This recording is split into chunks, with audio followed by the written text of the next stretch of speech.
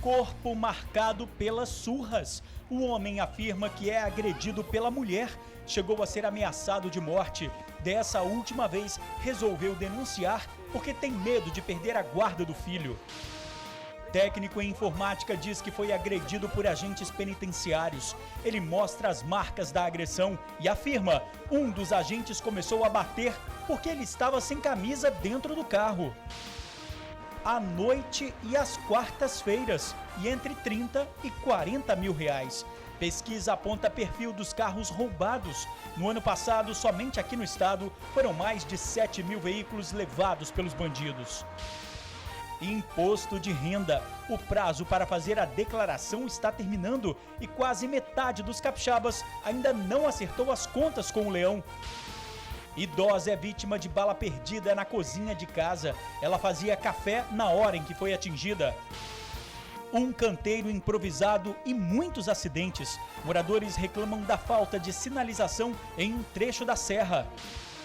E o pó preto na Grande Vitória. Empresas se defendem em audiência realizada na Assembleia Legislativa. É a terceira reunião da CPI. A gente já volta.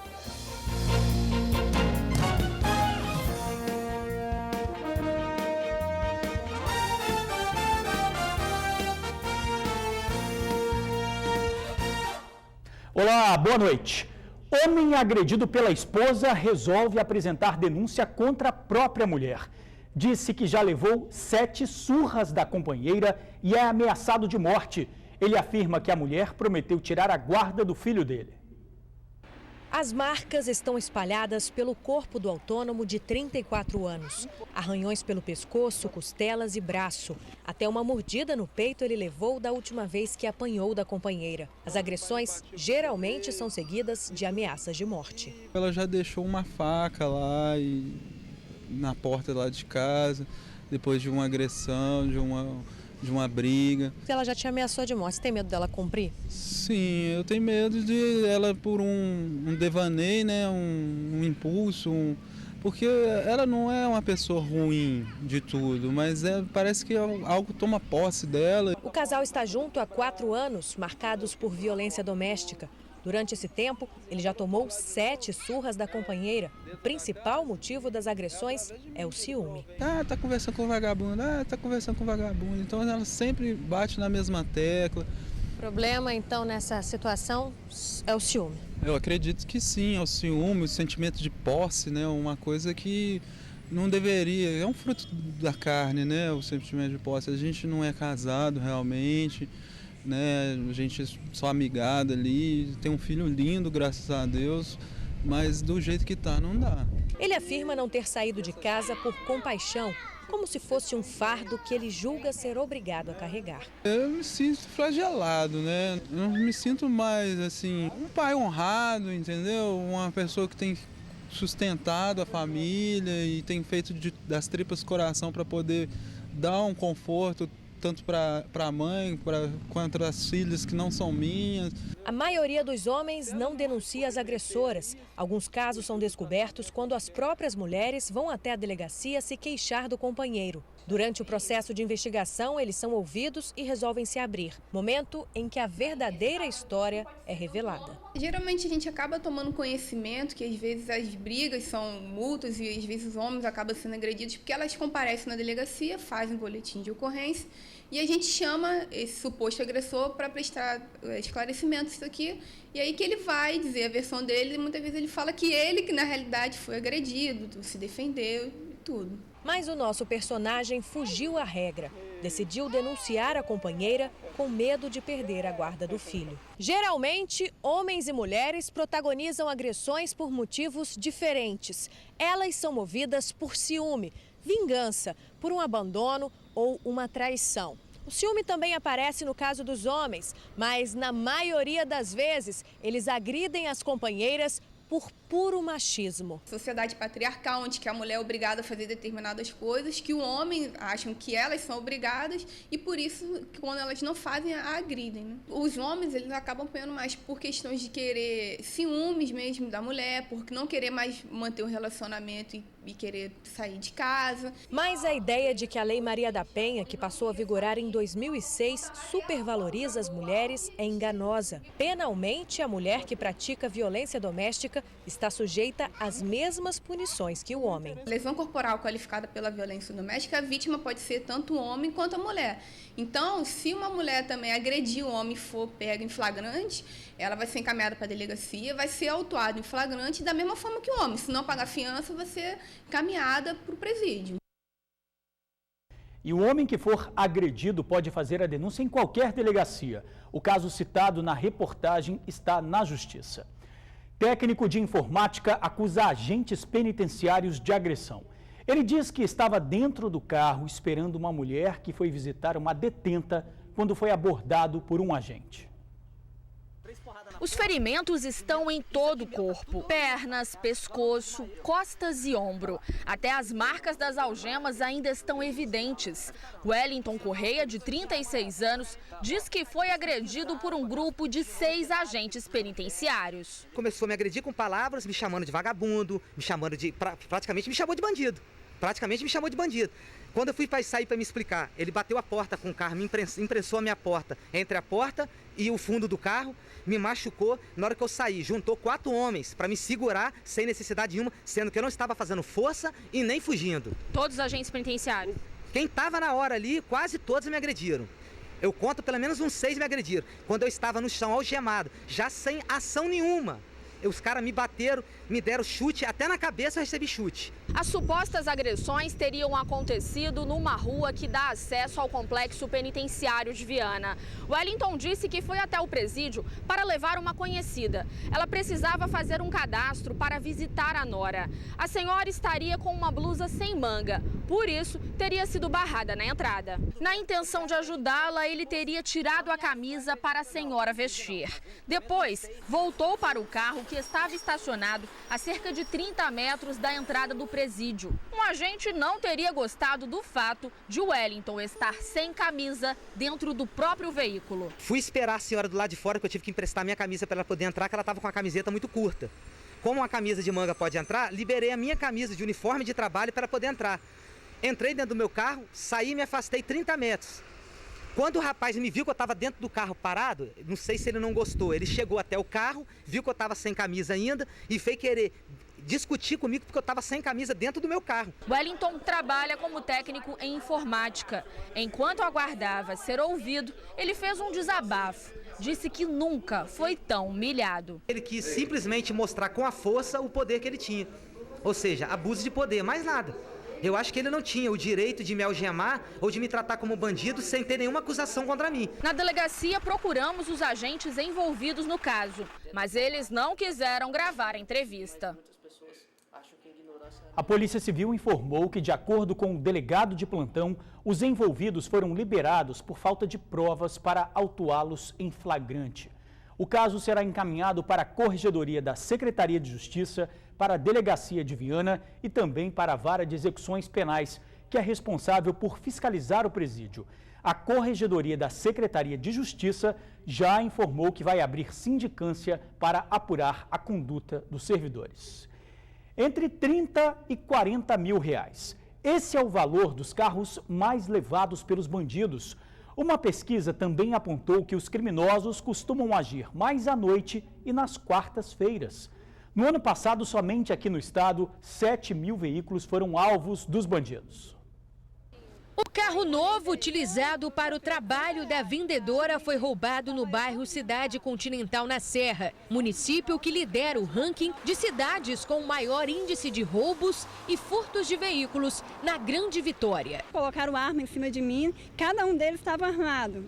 E depois eu deixei o carro, passei para o outro lado, na verdade eu ainda corri, peguei minha bolsa ainda e eles pegaram e saíram. Aí eu entrei dentro do ônibus e fiquei desesperada. Mais de 7 mil veículos foram furtados ou roubados no Espírito Santo no ano passado. Os dados são da Delegacia de Furto e Roubo de Veículos. Já nos 3 primeiros meses de 2015, quase 2 mil carros ou motos foram tirados dos donos por criminosos em todo o estado. Alguns desses veículos são utilizados pelos bandidos para a prática de novos crimes ou revendidos para que oficinas utilizem peças para vendas de forma ilegal. Esses veículos são, na maioria das vezes, usados para praticar outros crimes, porque a gente tem um índice de recuperação relativamente alto, exatamente porque os veículos não são roubados, a maioria deles, para se usar o veículo, para desmontar, para revender, mas sim para praticar outros crimes, como tráfico, como homicídio, como furtos, roubos, né?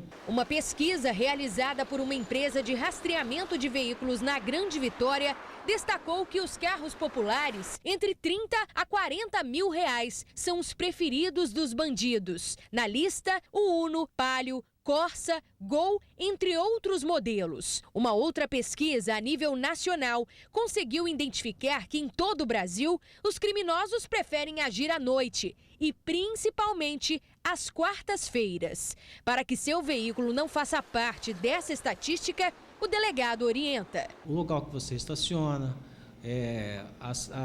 os sistemas de segurança do veículo, né, alarme, você sempre informar as pessoas que na sua vizinhança, ser conhecido, né, para que as pessoas possam avisar caso o veículo esteja sendo alvo de algum bandido. Observar no local que vai encostar o carro, né, ou na entrada e na saída das suas casas, se tem alguém parado, em atitude estranha.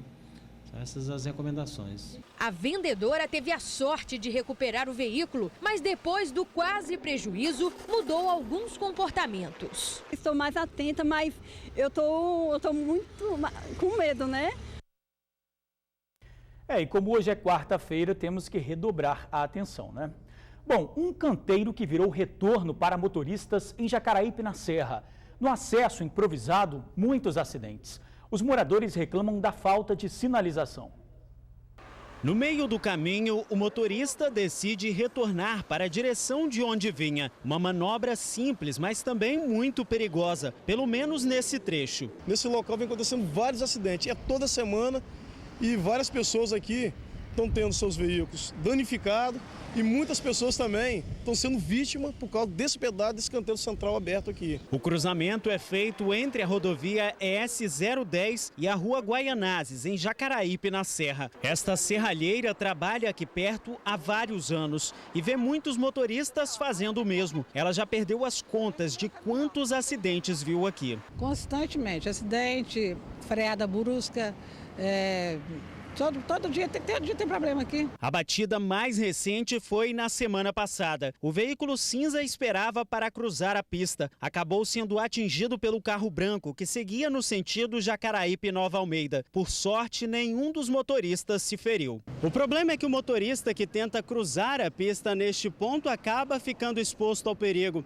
Isso porque bem aqui neste trecho da rodovia tem uma curva e aquele muro compromete a visibilidade. E se o motorista chega um pouquinho mais para frente, acaba parando em cima da faixa de pedestres e pode ser multado se for visto por um agente de trânsito. Quem mora por aqui aponta uma possível solução para o problema. Para melhorar tem que ter sinais, né? Ou pelo menos um quebra-mola para ver se os motoristas abastecem o carro um pouco, amortecem, né? Para ver se a gente consegue atravessar. Pois é, o DR informou que vai reforçar a sinalização no local e analisar o trecho para saber se é possível a instalação de um semáforo. O Pó Preto na Grande Vitória. Hoje, representantes da Samarco prestaram esclarecimentos à CPI na Assembleia Legislativa. A CPI do Pó Preto chegou hoje ao seu 3º capítulo. Já compareceram ao plenário da Assembleia Legislativa representantes da ArcelorMittal e da Vale. Nessa tarde, foi a vez da Samarco prestar esclarecimentos a respeito de denúncias sobre emissões de poluentes no porto de Ubu, no município de Anchieta. Vídeos foram apresentados durante a comissão para mostrar os efeitos dos poluentes. A empresa se defendeu, dizendo que investiu mais de 350 milhões de reais em ações para controle ambiental. Todas as fontes de emissão da Samarco estão dentro dos padrões obedecidos, preconizados pela CONAMA, que é a legislação nacional, e pelo IEMA, que regula, inclusive, de forma muito mais restrita, com limites muito abaixo, inclusive, os próprios limites do CONAMA. A Samarco ela prestou todos os esclarecimentos de todos os deputados de forma convincente, com esclarecimentos e tirando as dúvidas pertinentes a cada questionamento. Mas a comissão de inquérito ainda não encerrou as audiências. Isso porque uma sessão extraordinária foi marcada com a Vale para amanhã. O motivo é que o presidente da empresa não compareceu na comissão original que foi realizada na semana passada. O motivo alegado por ele foi compromissos na agenda. Um representante foi enviado, mas a CPI não aceitou. Vêm representantes do Sindicato da Indústria da Construção Civil e uma empresa de Vila Velha serão ouvidos pela CPI. Idosa é vítima de bala perdida dentro da cozinha da casa dela. A vítima fazia café quando foi atingida. A idosa de 73 anos estava na cozinha. Enquanto a filha lavava a louça, a mãe preparava o café. Ela foi baleada no momento em que virou o rosto para conversar com a filha. Ela falou para minha irmã que ela tomou uma pedrada no rosto. Aí falou, não mãe, você não tomou uma pedrada, você tomou um tiro. Com medo de que algo pior acontecesse, a filha deitou a mãe no chão e ficou agachada para se proteger. Um vizinho ouviu o pedido e acionou o SAMU. A ambulância chegou em 5 minutos. Dona Maria da Penha Reis foi levada para o Hospital São Lucas, em Vitória. Tudo aconteceu no 3º andar desta casa, no bairro Alecrim, em Vila Velha. O mais curioso nessa história é que ninguém da família de Dona Maria da Penha e nenhum morador abordado por nossa equipe ouviu barulho de tiro ou soube de algum tiroteio na região. Tem como julgar, não tem noção de onde veio. Não... A bala veio do nada. A rua onde a idosa mora é tranquila, mas os arredores não. A disputa pelo controle do tráfico de drogas é a causa de muitas trocas de tiros entre traficantes rivais da região. É tão perigoso que esta aposentada garante: as visitas à casa da irmã estão cada vez mais raras. Eu fico com medo. O 3º andar da sua casa, né? Você tomar um tiro, você não está seguro aonde? O estado de saúde de Dona Maria é estável. Governo aprova lei para quitar dívidas com 18 hospitais filantrópicos do estado. O crédito é no valor total de 58 milhões de reais. A verba vai ser usada de imediato para pagamento de médicos, funcionários e parceiros. A Federação dos Hospitais acredita que o funcionamento das unidades deva se normalizar. Muita gente trabalhando neste escritório. O prazo para a entrega da declaração do imposto de renda termina daqui a 8 dias. E muitos ainda não acertaram as contas com o Leão. Muita gente trabalhando neste escritório de contabilidade em Vila Velha. Para dar conta das declarações de imposto de renda dos clientes, o trabalho não vai poder parar. Que geralmente todo ano a gente faz uma média de acima de 1.000 declarações, mas ainda falta muito contribuinte ainda. Sistemas da Receita registraram até agora mais de 12 milhões de declarações de imposto de renda e são esperadas mais de 27 milhões. É preciso estar atento ao prazo, que termina no dia 30 de abril, para evitar o pagamento de multas. Uma multa de R$ 165,74 ou 1% do imposto devido, o que for maior. É um risco muito grande, né? Pagar multa não vale a pena não. É importante selecionar todos os documentos necessários para declarar, como o comprovante de rendimento, o plano de saúde, e entregar tudo completinho para o contador o quanto antes. Manda a documentação completa, porque se ele ficar incompleta, ela fica sem fazer e fica na dependência. E o contribuinte ele é muito acomodado, como fama do brasileiro, né? Fica tudo para o último dia, né? Pois é, o site para baixar os programas e fazer a declaração é receita.fazenda.org.br. Aqui no estado, a Receita prevê 510 mil declarações. Só que 230 mil contribuintes ainda não prestaram contas com o Leão.